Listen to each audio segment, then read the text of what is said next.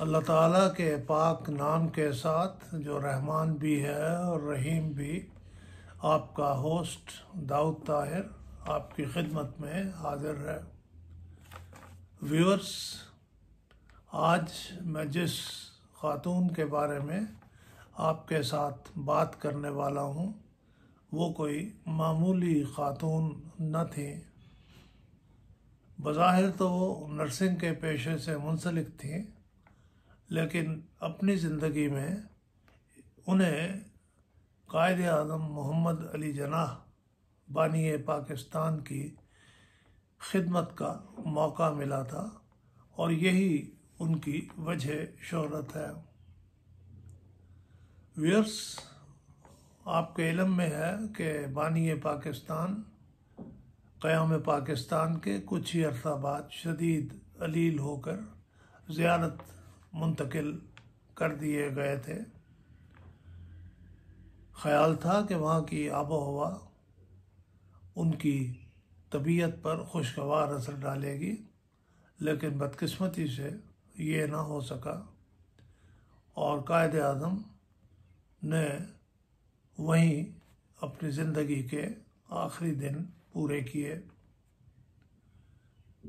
Viewers, Quaid Azam کی نگہداشت کے لیے محترمہ فاطمہ جناح دن رات وہاں موجود رہتی تھیں اور بڑی تندہی سے نرسنگ کے فرائض بھی سر انجام دے رہی تھیں۔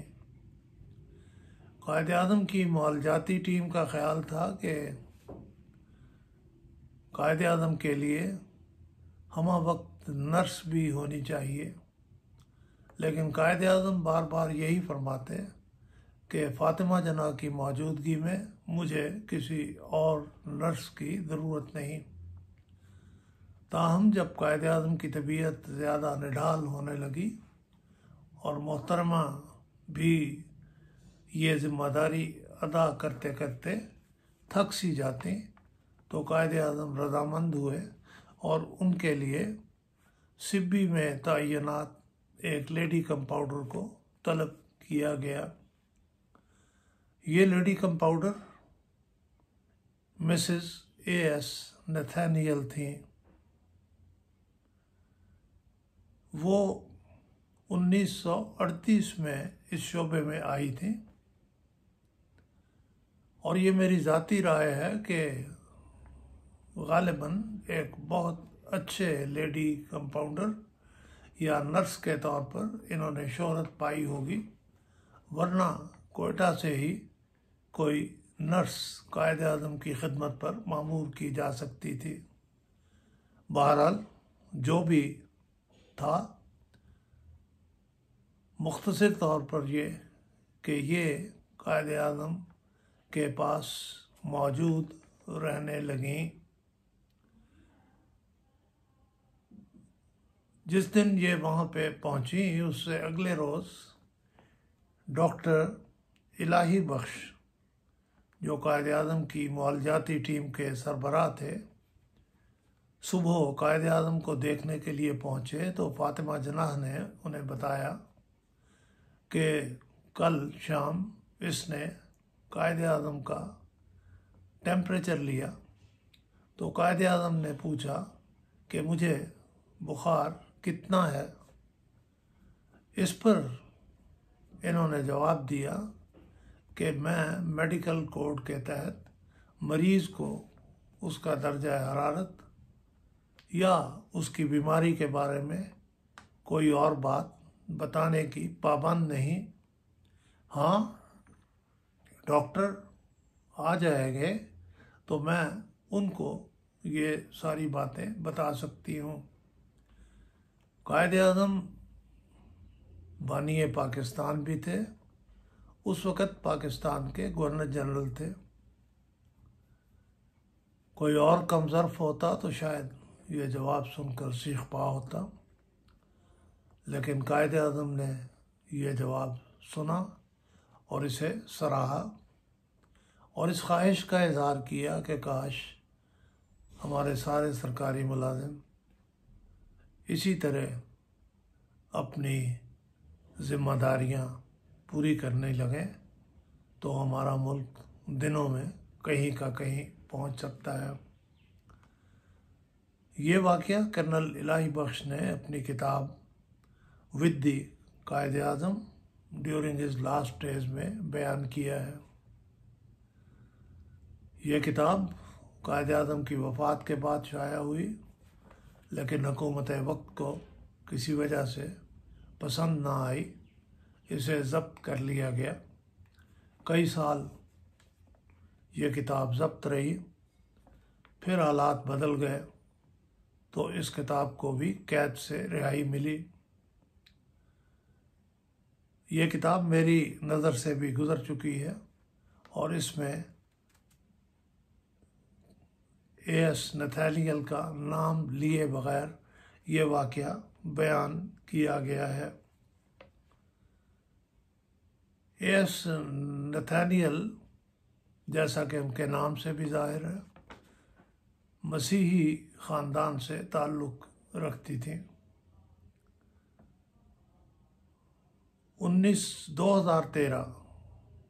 2013 میں جب ان کی وفات ہوئی تو انہیں جیل روڈ کے گورا قبرستان میں سپرد خاک کیا گیا۔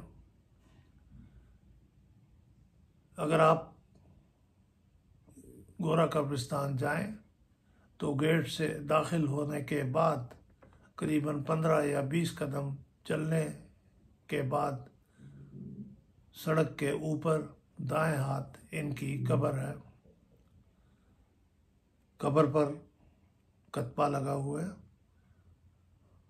جس پر ان کے بچوں کی طرف سے ان کے لیے نیک تمناؤں کا اظہار کیا گیا ہے۔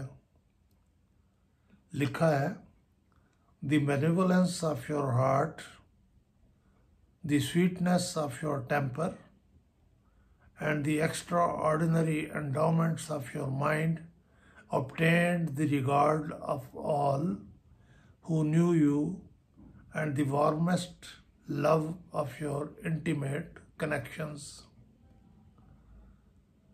Their grief is in proportion to their affection. They know their loss to be irreparable, but in their deepest affliction, they are consoled by a firm though humble hope that your charity, devotion, faith, and purity rendered your soul acceptable to the sight of your Redeemer." ان سب دعائیہ کلمات کا خلاصہ یہ ہے کہ اللہ تعالیٰ ان کے نیک اعمال کے طفیل ان سے رحمت اور شفقت کا سلوک فرمائے۔ ویورس، اے ایس نتھانیل کے بارے میں دو ایک باتیں اور بھی۔ ان کی وفات پر مختلف ٹی وی چینل نے وفات کی خبر شائع کی، ساتھ کچھ ان کے حالات کے بارے میں بھی بعض جگہ گفتگو ہوئی۔ ایک جگہ کہا گیا کہ ایک بار قائد اعظم نے ان سے کہا، "تم نے میری بڑی خدمت کی ہے، بتاؤ میں تمہارا کوئی کام کر سکتا ہوں۔ اے ایس نتھانیل نے جواباً کہا کہ میرا تعلق پنجاب سے ہے، پوسٹنگ بلوچستان میں ہے، آپ مجھے وہاں بھجوا دیجیے۔ قائد اعظم نے جواب سنا اور فرمایا کہ یہ تو محکمہ صحت کا کام ہے، گورنر جنرل اس میں کیسے دخل اندازی کر سکتا ہے؟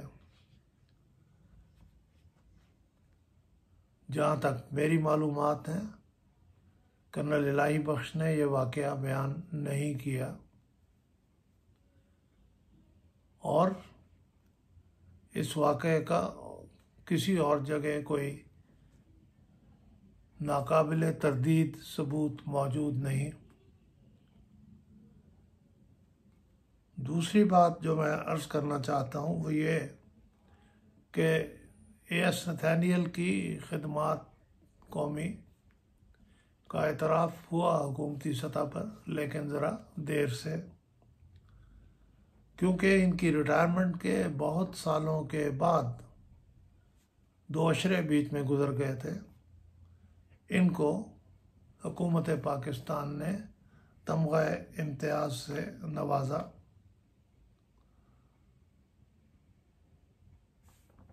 विकिपीडिया पर इनके बारे में जो मालूमात मुयस्सर हैं उसमें कहा गया है कि she was a practising Christian.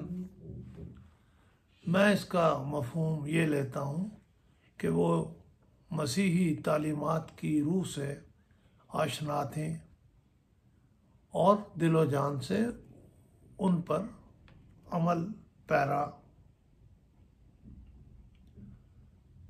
ये भी बताता चलूँ कि नथानियल का रूट इब्रानी ज़बान का एक लफ्ज़ है जिसका लफ्ज़ी तर्जुमा है गिफ्ट ऑफ गॉड। अगर इसे उर्दू ज़बान में ढालें तो इसे अताए इलाही या अता इलाही भी कहा जा सकता है। व्यूअर्स, ये थी मिसेस ए.एस. नथानियल के बारे में बाज़ बुनियादी बातें। अगर आपको मौसूफ़ा के बारे में मेरी ये गुफ्तगू पसंद आई हो तो ज़रा मेहरबानी इस वीडियो को लाइक करना मत भूलिए और मेरे चैनल को ज़रूर सब्सक्राइब कीजिए ताकि मेरी आइंदा आने वाली वीडियोस सबसे पहले आपको मिले। बहुत शुक्रिया व्यूअर्स।